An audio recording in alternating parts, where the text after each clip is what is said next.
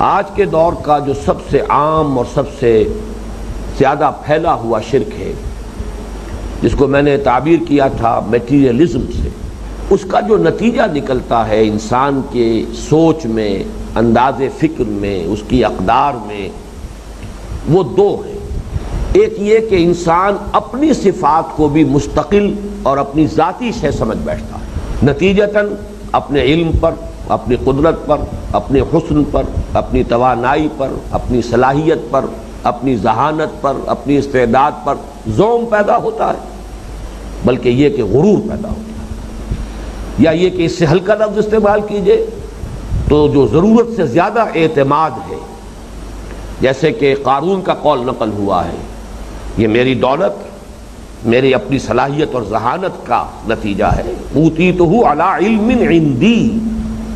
یہ مجھے دولت ملی ہے اپنے علم کی بدولت، اپنی صلاحیت کی بدولت، یہ میری ذہانت ہے، میری فطانت ہے، میری صلاحیت ہے، میری محنت ہے، میری کوششیں ہیں،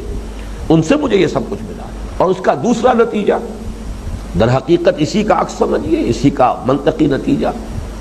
اسی کے ساتھ لازم و ملزوم مادے اور مادی اسباب و وسائل پر اعتماد اور توکل۔ اگر اسباب و وسائل ہے، دل ٹھکا ہوا ہے، جمع ہوا ہے، آدمی مطمئن ہے، ذرا اسباب و وسائل کی کمی ہو جائے، اب افئدتہم ہوا، اب دل اڑا ہوا ہے، پریشانی ہے، انسان جو ہے سخت تشویش میں مبتلا ہے، جو کچھ اپنے ہاتھ میں ہے اس پر اعتماد، جو کچھ اللہ کے پاس ہے اس پر کوئی اعتماد نہیں، یقین ہے ہی نہیں۔